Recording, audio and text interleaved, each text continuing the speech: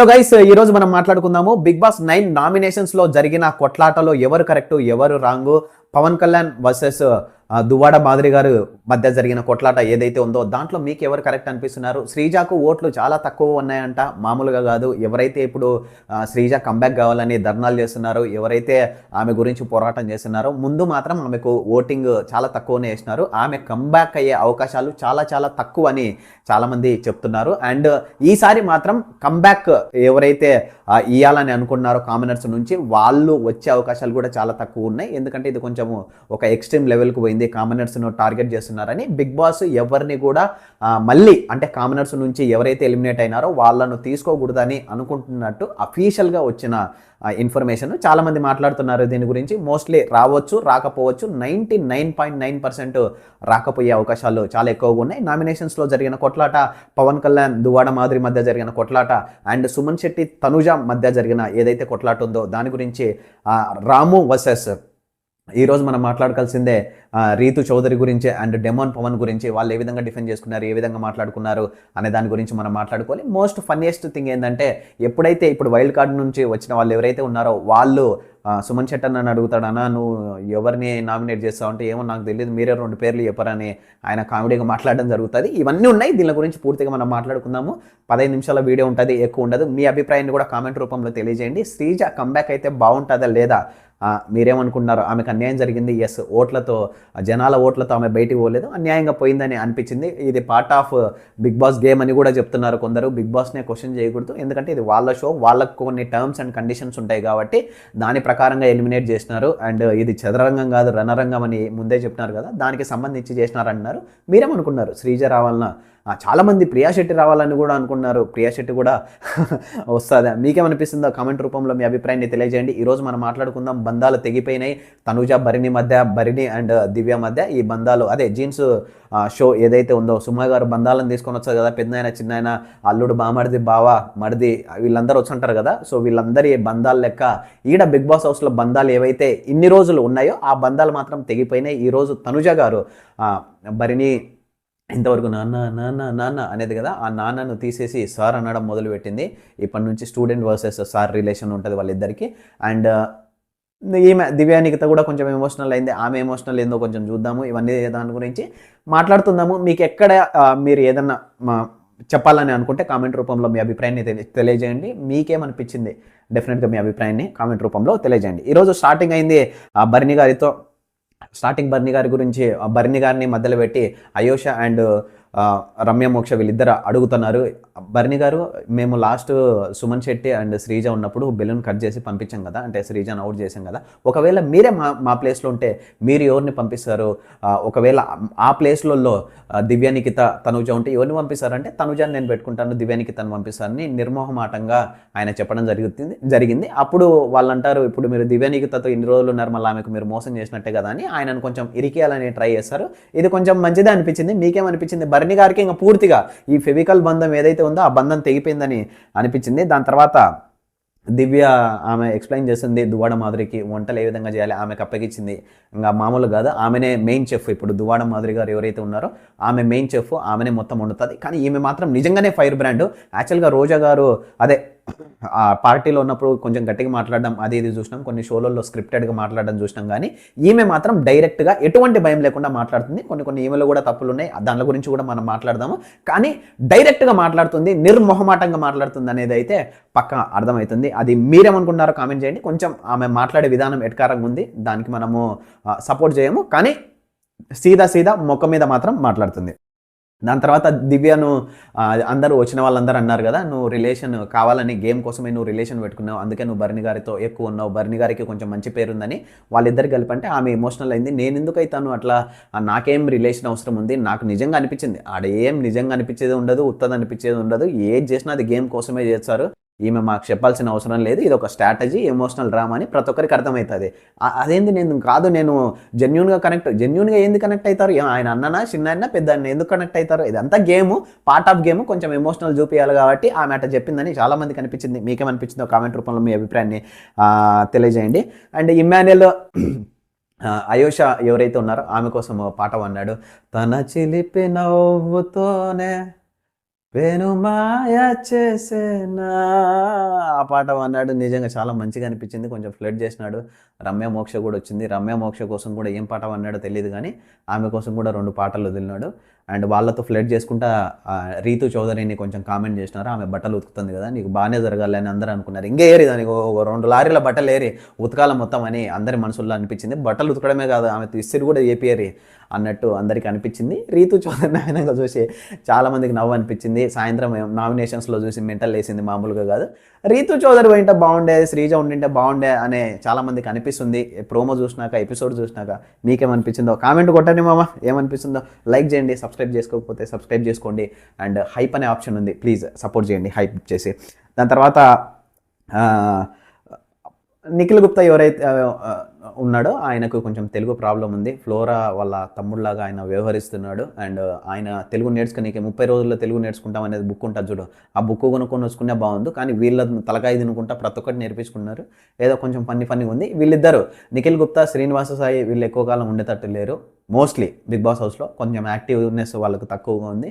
And అమ్మాయిలు అయితే ముగ్గురు కొంచెం ఫైర్గానే ఉన్నారు, బాగానే ఆడుతున్నారని నాకు అనిపించింది. మీకేమనిపించిందో ఎస్ కామెంట్ చేయండి. దాని తర్వాత పవన్ కళ్యాణ్ వర్సెస్ మాధురి మధ్య అసలుకేం జరిగింది, కొట్లాట ఎక్కడ స్టార్ట్ అయిందంటే పవన్ కళ్యాణ్ మర్యాదగానే చెప్పినాడు ఆమెకి, అమ్మ మీరు కూర్చోండి అమ్మ, వంట మాకు కరెక్ట్ టయానికి కావాలా, దాని గురించి మేము మాట్లాడాలి, మీరు కొంచెం కూర్చోండి అంటే, లేదా నేను నిలబడి వింటాం, నేను నిలబడి వినకూడదా అనింది. ఆ వాయిస్ కొంచెం బాగాలేదు, వాయిస్ కొంచెం మాకు కూడా ఇరిటేషన్ అనిపించింది. నిలబడి వినకూడదా కాదమ్మా, మీరు పెద్దోళ్ళు కదా కూర్చో అనే సెన్స్లో ఆయన చెప్పినట్టు క్లియర్ కట్గా ఉంది. మాధురి గారు కొంచెం ఇంకా కంటెంట్, ఇంకా ఆమె కంటెంట్ ఇవ్వాలని వచ్చింది. బిగ్ బాస్కి అన్నీ జరగవు, ఇంకా కంటెంట్ ఇవ్వాలని అనుకుంది, ఇచ్చి పడేసింది. ఆడికి అయిపోయింది. అది ఆడికి అయిపోయిన తర్వాత మళ్ళీ దివ్యతో డిస్కషన్ చేసింది. దివ్యతో డిస్కషన్ చేసిన తర్వాత అదే పవన్ కళ్యాణ్ ఏమనలేదు, ఫుడ్ త్వరగా కావాలి అని దివ్యాని అనడం అదొక్కటే. ఈమె కొంచెం ఎటకారంగా మాట్లాడింది కదా దివ్య దువ్వాడ మాధురి, అందుకు ఆయన మీరు అట్లా మాట్లాడితే నేను వేరే రకంగా మాట్లాడాల్సి వస్తుంది, అదొక్కటి పట్టుకుంది. అబ్బా ఆమె మామూలుగా కాదు, ఆమె ఒక్క లైన్తో కూడా కంటెంట్ని క్రియేట్ చేయొచ్చని అసలుకు సంజనాకు అమ్మ మొగుడు అయ్యేటట్టుంది మామూలుగా కాదు. అదొక్క మాటతో బీభత్సంగా అసలుకు ఆమె రచ్చ లేపింది, మామూలుగా కాదు, మామూలు రచ్చ కాదు అసలుకు.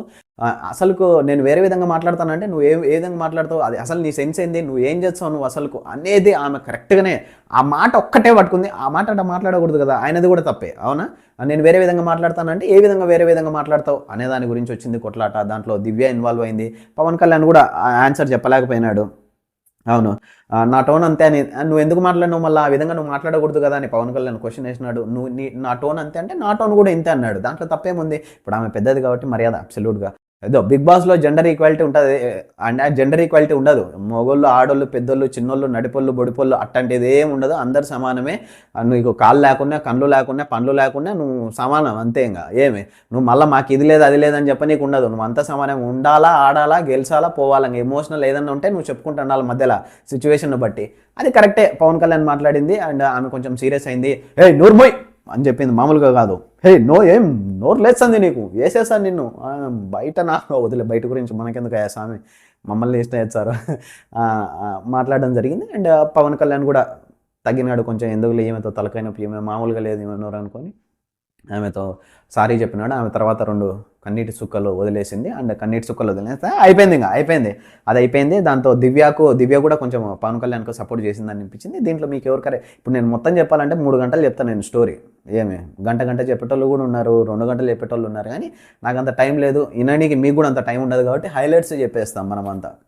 నచ్చుతుంటుంది, లైక్ చేయండి ప్లీజ్. ఓకే, సో దాని తర్వాత దివ్య మాధురి కూర్చొని ఏడుస్తుంది, కొంచెం ఎమోషనల్ అయింది పాపం. దాని తర్వాత భరిణి దివ్య మధ్యలో జరిగింది అయ్యా కొట్లాట వీళ్ళిద్దరి మధ్యలో. నేను జెన్యున్గా కనెక్ట్ అయినాను, నువ్వు నన్ను బూస్ట్ అడగలేదు, యాపిల్ కట్ చేయమని అడగలేదు, నువ్వు నన్ను చూడడం లేదు, ఏంది బంధమో ఏందో అసలు పవిత్ర బంధం సినిమా ఉన్నట్టుంది, మామూలుగా కాదు. వెంకటేష్ గారు కూడా అంత మంచిగా చేయలేదు. ఏంది ఇది అంతా ఉలేగా ఆయన ఏందయ్యా భరిణిని ఎలిమినేట్ చేసి ఊరికే మెంటల్ వేస్తుంది మనిషితో. ఆమె మళ్ళీ ఏడ్చడం, ఇంక మళ్ళీ రాము రాతోటి పక్కన ఓదార్చడం, ఎందుకయ్యా స్వామి తలకాయ నొప్పి. దాని తర్వాత అదే మళ్ళీ కామెడీ స్టార్ట్ అయింది. దివ్యానిగిత వచ్చింది. దివ్యానిగిత వచ్చి 2 గ్లాసులలో బ్యాళ్ళు ఇచ్చి 2 పూటలకు కావాలంటే 16 మందికి 2 పూటలకు కావాలంటే ఒక బకెట్ నీళ్ళు కావాలమ్మా అని కరెక్టే చెప్పింది. ఇంకొకడైతే స్విమ్మింగ్ పూల్లో మొత్తం కావాలమ్మా నీళ్ళు, అంతమంది ఉండారు, యాడైతే అది కరెక్టేలే, కామెడీగా చెప్పిందే. దాని గురించి మళ్ళీ పవన్ కళ్యాణ్ ఆడ మధ్యలో డిస్కషన్ పెట్టి కూడా పెట్టాడు. జోక్గా తీసుకోవాలా నువ్వు మాట్లాడాలా రివర్స్లో, నువ్వు 2 పంచులు వేయాలా, నువ్వు పంచేయలేకుండా మాట్లాడలేకుండా నువ్వు ఎట్టయా నువ్వు పవన్ కళ్యాణ్ మంచి చేస్తారని నువ్వు ఏమోలే. ఆమె విషయంలో అయితే ఆమెదే తప్పు, నువ్వు గట్టిగా ఉండు నువ్వు కొంచెం. అండ్ మెయిన్ రమ్య మోక్ష గురించి ఒక మాట చెప్పాలి. రమ్య మోక్ష పవన్ కళ్యాణ్ దుమ్ము లేపింది, మామూలుగా కాదు. తనుజాను ఏంది చేతులు అట్ట నిమ్మడతాడు, నన్ను కానీ అట్ట టచ్ చేసే తెలుసు కదా, బాహుబలి సినిమాలో అనుష్క శర్మ వేసేసింది చూడు ఆయన చేతిలో, అట్ట వేసేస్తానని ఆమె డైలాగ్ చెప్పింది. కోడతట్టనే ఇంకా జీవితంలో టచ్ చేయడు, అట్ట చేయించుకోకూడదు కదా, అది బయటికి రాంగ్ పోర్ట్రే అవుతుందని ఏదైతే మాట చెప్పిందో అది కరెక్టే, జెన్యున్గానే. అది ఎవరు వచ్చినా అది వద్దురా బాబు అని అనిపిస్తాయి అట్లాంటివి. ఎస్, ఆడపిల్లలు అట్టనే ఉండాలి, కొంచెం స్ట్రాంగ్ ఉండాలని ఆమె చెప్పిన మాట నిజంగా 100% కరెక్ట్ అనిపించింది. జనాలకు ఆమె ఇష్టం లేని వాళ్ళకి అది కొంచెం ఓవర్ అని అనిపించుంటుంది, కానీ ఆమె చెప్పింది మాత్రం తనుజా తరపున కాదు, ఆమె చెప్పింది తనుజా తరపున కాదు, అందరి తరపున చెప్పింది. అట్లా ఎవరికి వేసినా కూడా అది కరెక్ట్ కాదు, చూసే వాళ్ళకి సరిగా ఉండదు అనేది. ఆ పాయింట్ మాత్రం చాలా వ్యాలిడ్ అనిపించింది. ఆమె వచ్చి 3 రోజులైంది, 3 రోజులలో ఫస్ట్ మాట మంచి మాట మాట్లాడింది ఏదైనా ఉందా అంటే అది ఇదే మాట. ఓకే, దాని తర్వాత డెమోన్ పవన్ కు అయోషాకు అండ్ రీతు చౌదరికి కొట్లాట జరిగింది. అబ్బా, డెమోన్ పవన్ పిలుస్తాడు, పొద్దున అంట్లు దోమినారు కదా ఎవరో, ఆ అంట్లు దోమిన వాళ్ళు సరిగా దోమలేదు, దాంట్లో ఏదో ఉంది కొంచెము. అందుకు ఆయన 3 ఉన్నారంట అంట్లు దోమనికి. ఒకరు అయోష, 2 రీతు చౌదరి, 3 తనుజ, 3 ఉన్నారు. ఆ 3ని ఈయన పిలిచాలని ట్రై చేసినాడు. ఫస్ట్ అయోషని అడుగుతాడు, ఆ పొద్దున క్లీన్ చేసింది ఎవరంటే నాకు తెలీదు, నీ బంగారాన్ని అడుకపో అంటది. రీతు సోదరికి మామూలుగా మండలేదు, ఎందుకంటే ఒక అమ్మాయికి బద్ధశత్రువు అవుతుంది. ఒక అమ్మాయి ఎప్పుడైనా ఒక అమ్మాయిని చూసే ఈర్ష్యపడుతుంది అనే సామెత ఏదైతే ఉందో వీళ్ళ విషయంలో కరెక్ట్ అని అనిపించింది. డెమోన్ పవన్కు స్టార్ట్ అయింది, కొంచెము గడ్డు కాలం స్టార్ట్ అయింది. ఈమె ఫీల్ అయింది రీతు చౌదరి, ఇన్నాళ్ళ నుంచి వచ్చిన నేను నీకు ఎక్కువ లేను, ఆమె అట్ట మాట్లాడుతుంటే నువ్వు చెప్పొచ్చు కదా అని ఈమె కొంచెం ఫీల్ అయింది. మామూలు ఎమోషనల్ కాదు, మొన్న కూడా ఏడ్చింది కదా ఎమోషనల్గా. ఎప్పుడైతే ఇంటికి పోతుందని తెలిసింది కదా ఆమెకు, ఎలిమినేట్ అవుతా నేను ఆయన తెలిసినప్పుడు కూడా కొంచెం ఎమోషనల్ అయింది. ఈ రోజు కూడా ఆయన బంగారు కొండ అన్నప్పుడు ఆయన డిఫెండ్ చేయలేదంట, డిఫెండ్ చేయకుండా ఎవరైతే ఈ క్లీనింగ్ డిపార్ట్మెంట్ వాళ్ళు ఉన్నారో వచ్చి క్లీన్ చేయరు అన్నట్టు ఆమెను పిలిచినారు, బంగారు కొండ అనలేదని. ఓ అమ్మ ఓంకాలు పెట్టి ఏడుపుతుందమ్మా ఆమె. ఏమన్నా మీ కాడ కర్చీఫ్లు ఉంటే పోయి క్లీన్ చేయరు కొంచెం కళ్ళగా, లేకుండా తలకాయ నొప్పి. ఓకే, దాని తర్వాత ఫస్ట్ నామినేషన్స్ స్టార్ట్ అయినాయి. నామినేషన్స్లో బిగ్ బాస్ చెప్పినది ఏంటంటే, ఈ ఎవరైతే ఉన్నారో పాత వాళ్ళు కొత్త వాళ్ళు వైల్డ్ కార్డ్స్ ఉన్నారు కదా, వాళ్ళకు ఇప్పుడు పర్మిషన్ ఉంది, అంటే వాళ్ళకు పవర్ ఇచ్చినాడు బిగ్ బాస్.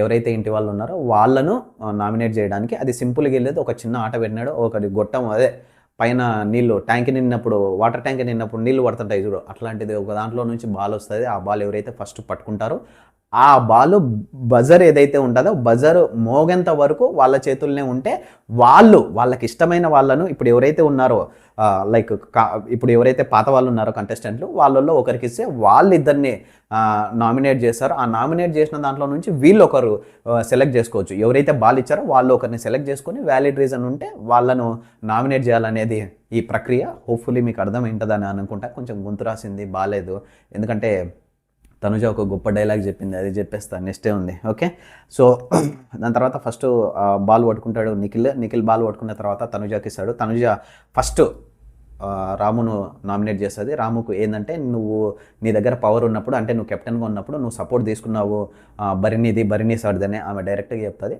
సపోర్ట్ తీసుకున్నాడు, అవును. సంజనకు కొంచెం ప్రాణం బాగాలేదని చెప్పినప్పుడు ఆమెను అలౌ చేయలే, అది తప్పబ్బా. ఆమెకు ప్రాణం బాగాలేనప్పుడు ఆమెను పడుకోనిలే ఆ రోజు అని చెప్పిండాల్సిందే అని నాకు అనిపించింది. బరినీ నువ్వు పెట్టినప్పుడు నువ్వు సంజన గారిని ఎందుకు పెట్టలేదు? ఆమె కూడా మంచి కదా, ఆమె కూడా కొంచెం ప్రాణం బాగాలేదంటే నువ్వు అర్థం చేసుకోవాలి.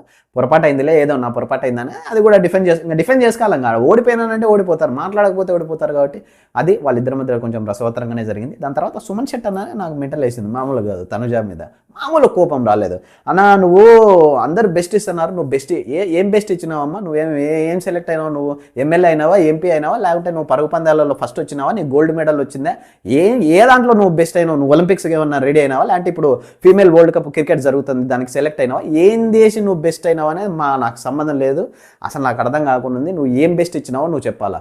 అయితే నువ్వు పవన్ కళ్యాణ్ ఉంటావు, లేకుంటే ఆ డెమోన్ పవన్ ఉంటావు, లేకుంటే ఇమ్మానుయల్తో ఉంటావు, లేకుంటే మీ నాయనతో ఉంటావు. నువ్వు ఎవరుతున్నావు అంటే అందరూ వచ్చి నీ కాడికి వచ్చి నువ్వు మాట్లాడుతుంటారా? నువ్వేమన్నా ఈజిప్ట్ యువరానివే? నువ్వు కొంచెం తెల్లగా మేకప్ వేసి తెల్లగా ఉండేంత మాత్రాన నువ్వు ఫారిన్ వాళ్ళు అనుకుంటావా? నువ్వు సుమన్ శెట్టి అన్నాను అంటున్నావు. నువ్వు నేను ఉండ కూడా నువ్వు ఆ మనిషిని అంటున్నావు. నువ్వు ఆ మనిషి అంటే మాట్లాడలే, నువ్వు అత మాట్లాడతావా? వాళ్ళందరితో కలసకుండా ఉన్నాడంట. కలసకుండా ఆ మనిషి చచ్చిపోయి ఆత్మ తిరుగుతున్నాడా మీకు కనపడకుండా? ఎందుకు కనపడకుండా ఉన్నాడు? నువ్వు చూడకుండా ఉండవు, నువ్వు బిజీగా ఉంటావు, ఉంటే ఒకరితుంటావు లేకుంటే ఇంకొకరితో ఉంటావు, నలుగురు మనుషులతో ఉంటావు, ఇంకా తర్వాత నువ్వు కనపడవు. అన్ని కెమెరాలు ఉన్నాయి, నువ్వు కనపడకుండా ఉన్నావు అంటే నీకు అన్నం కూడా తినిపించినాడు దగ్గరకు వచ్చి. నీకు విశ్వాసం ఉండాలా కొంచెము. తనుజ మాటికి మాట్లాడితే నువ్వు అరసడం లేకుంటే ఏడ్చడం, ఈ రెండు తప్ప నీదేం లేదు పర్ఫార్మెన్సు. ఆ తర్వాత ఉండు యాదవ్ ఉంది ఇంకొకటి. తర్వాత యాక్టివ్గా లేడంట. బూస్ట్ ప్యాకెట్లు తెచ్చి నువ్వు కొంచెము, లేదంటే గ్లూకోజులు తెచ్చి నువ్వు ఉండవా యాక్టివ్గా? ఉరుకుతావు ఒక 10 కిలోమీటర్లు, ఆ మనిషి ఉరుకుతాడు. ఏం మాట్లాడతాడో పాయింట్ లేకుండా ఆ మనిషిని అనవసరంగా నామినేట్ చేసినారు. బాధ అనిపించింది. కానీ ఈ నిఖిల్ ఏం చేసినాడంటే సేవ్ చేసేసినాడు రామును. కొంచెం నేను కూడా హర్ట్ అయిపోయినా. ఇంకా చెప్తాను, 10 నిమిషాలు అయిపోయింది లాస్ట్. దాని తర్వాత బాల్ పట్టుకుంది మన రమ్య మోక్ష. బాల్ పట్టుకున్న తర్వాత బాల్ ఇచ్చేసింది రాముకు. రాము డైరెక్ట్గా ఎలిమినేట్ చేసినాడు మన రీతు చౌదరిని, డెమాన్ పవన్. వాళ్ళిద్దరికి రీజన్ చెప్పినాడు. మీరు ఇద్దరు ఓవర్ యాక్షన్ చేసినారు, అదే ఊపేది బెలూన్ ఊపే దాంట్లో పక్కకేసుకొని. ఇప్పుడు క్రికెట్ ఆడేటప్పుడు నువ్వు బాల్ వేయని అంపైర్ విజిల్ కొట్టిన తర్వాత నువ్వు బాల్ సంకలో పెట్టుకొని ఆట అయిపోయిన తర్వాత మేము గెలిచినాము బ్యాట్స్మెన్ ఏం కొట్టలేదంటే ఏంది అవులే అంతా? అదే కరెక్ట్గా చెప్పినాడు. వీళ్ళు డిఫెండ్ చేసుకోవడం ఏంటంటే నువ్వు మాకు చెప్పాలి కదా, నువ్వు అంపైర్ కదా అంటే అంపైర్ చెప్తానే ఉన్నాడు. మీరు ఆడకుండా నువ్వు సైడ్కి వేసి నువ్వు చేతులు కట్టుకొని ఒకడు, కళ్ళు మూసుకొని ఒకడు, పండ్లు తెరుచుకొని ఒకడు, చెవులు మూసుకొని ఒకడు. ఏంది ఇది పంచాయతీ? మాకు చేసినారు, మోసం చేసినారు. ఆయన నాగార్జున గారే బిగ్ బాసే సీరియస్ అయినాడు. ఆ మనిషికి బీపీ లేదు, కానీ మీ ఏటుకు బీపీ వచ్చింది. అట్లాంటి మనిషే కోప్పన్నాడు. అవునా? మీకు ఈరోజు జరిగిన దాంట్లో ఎవరు కరెక్ట్ అనిపించినారు, ఎవరు తప్పు అనిపించినారు కామెంట్ చేయండి ప్లీజ్. ఫస్ట్ టైం నా వీడియో చూస్తుంటే కొంచెం సపోర్ట్ చేయండి అబ్బా, కొంచెం ఎంకరేజ్ చేయండి. Thank you very much. Hype మాత్రం మర్చిపోద్దండి. మీ అభిప్రాయాన్ని కామెంట్ రూపంలో తెలియజేయండి. Thank you, good night.